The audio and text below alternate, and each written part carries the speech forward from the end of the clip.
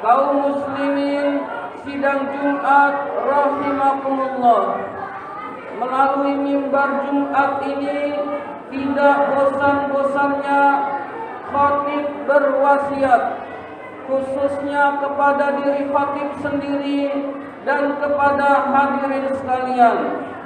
Marilah kita selalu dan senantiasa meningkatkan takwa kita kepada Allah Subhanahu wa taala dengan sebenar-benarnya, dengan berupaya sekuat tenaga menjalankan apa-apa yang diperintahkan oleh Allah, dan juga dengan sekuat tenaga pula berusaha menjauhi apa-apa yang dilarang oleh Allah Subhanahu wa taala.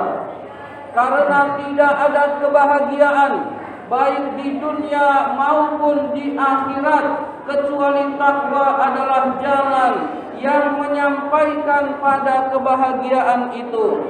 Dan juga tidak ada kesengsaraan baik di dunia maupun di akhirat kecuali takwa adalah benteng yang melindungi dari kesengsaraan tersebut.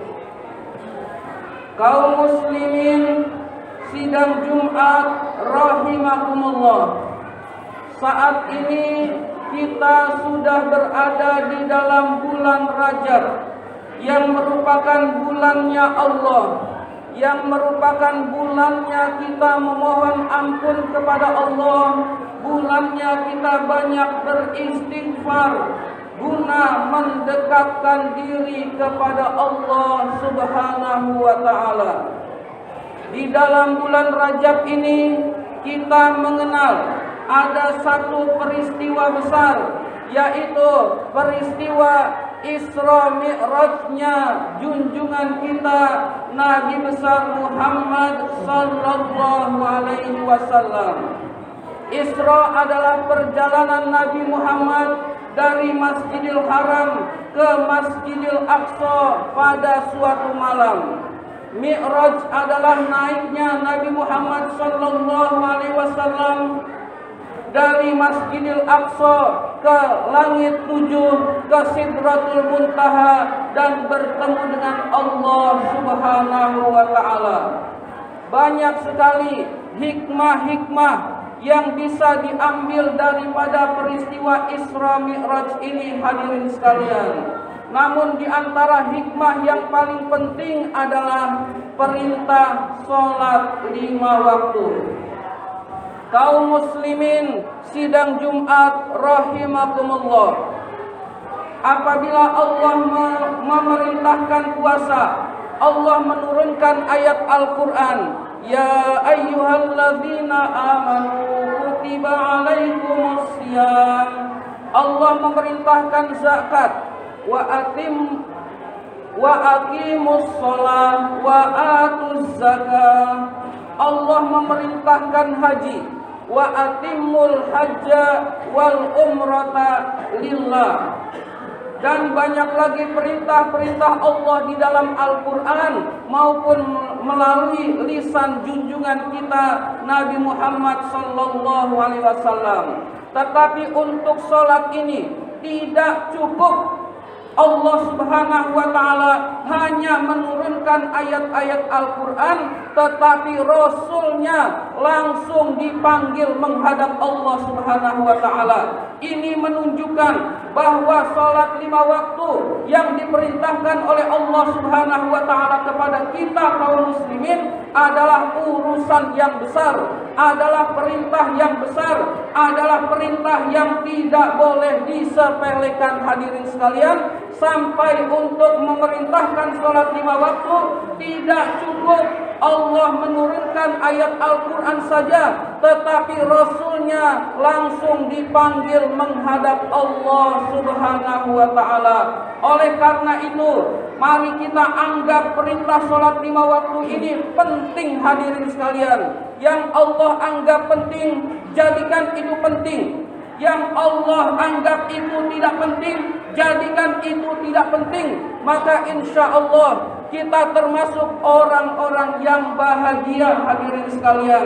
Tapi sebaliknya, jika yang Allah anggap penting, lalu kita anggap tidak penting, kita anggap sepele, lebih memilih menonton televisi, lebih mementingkan urusan-urusan kita yang sepele seperti urusan dunia, seperti mencari rizki yang padahal rizki itu sudah ditanggung oleh Allah Subhanahu wa taala, pasti hidupnya tidak akan bahagia, hadirin sekalian. Maka oleh karena itu, jika ingin bahagia, sukses dunia maupun akhirat, jangan lupakan, jangan sepelekan sholat 5 waktu, hadirin sekalian. Allah Subhanahu wa taala berfirman di dalam Al-Qur'an, "Aqimis shalah, innas sholata tanha 'anil fahsya'i wal munkar wa la dzikrullahi akbar wallahu ya'lamu ma tasna'un." Aqimis shalah, dirikanlah salat. Innas sholata tanha 'anil fahsya'i wal munkar, sesungguhnya salat itu mencegah dari perbuatan keji dan munkar. Sungguh mengingat Allah itu akbar, urusan yang penting, urusan yang besar. Wallahu ya'lamu ma tasna'un, Allah mengetahui apa yang kamu perbuat. Mari secara sekilas kita bersama-sama merenungkan kandungan firman Allah ini. Allah Subhanahu wa taala memerintahkan kita mendirikan salat, karena salat itu mencegah perbuatan keji dan munkar. Artinya hadirin sekalian, orang yang salatnya benar, akhlaknya pasti mulia. Orang yang salatnya benar, pasti dia berakhlakul karimah, hadirin sekalian. Karena salatnya mencegah dirinya dari perbuatan-perbuatan yang dilarang oleh Allah Subhanahu wa taala. Kalau ada orang salat tapi masih korupsi, ketahuilah salatnya pasti belum benar. Kalau ada orang yang salat tapi mulutnya sering berbohong, ketahuilah salatnya juga belum benar. Kalau ada orang yang salat tapi masih tukang fitnah, ketahuilah salatnya belum benar, hadirin sekalian. Maka untuk membereskan akhlak kita, ada cara praktis, ada cara mudah dari Allah Subhanahu wa taala. Perbaikilah salat kita, maka insya Allah diri kita akan menjadi baik, hadirin sekalian.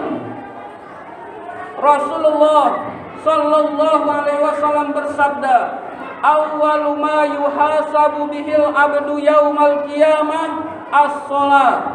Yang pertama kali dihitung amal-amal seorang hamba adalah salatnya. Idza saluhat saluha sairu amali, wa idza fasada sairu amali. Jika salatnya bagus, jika salatnya benar, maka baguslah seluruh amalnya. Dan jika salatnya buruk, maka buruklah seluruh amalnya. Maka kita berusaha sebagai kaum muslimin tidak termasuk orang-orang yang meremehkan salat, tidak termasuk orang-orang yang melalaikan salat, dan tidak termasuk orang-orang yang salatnya lalai, hadirin sekalian. Lalai di dalam salat, bisa jadi dia meremehkan salat, bisa jadi dia salat juga, tetapi pikirannya tidak bersama Allah Subhanahu wa taala. Salat juga, tapi di dalam salat pikirannya ngitung duit. Salat juga, tapi di dalam salat pikirannya urusan-urusan dunia dan lain sebagainya. Maka orang-orang yang seperti ini termasuk juga orang-orang yang celaka. Sebagaimana Allah Subhanahu wa taala berfirman, ayatnya sudah kita hafal.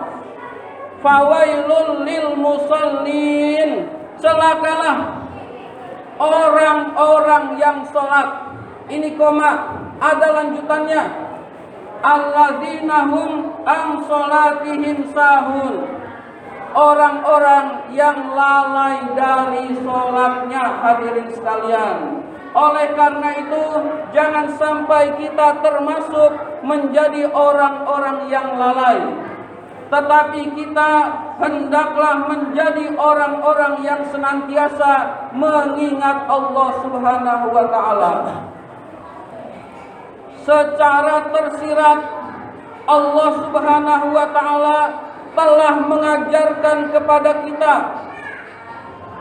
agar kita menjadi orang yang sukses di dalam sholat, menjadi orang yang sukses karena sholat, hadirin sekalian.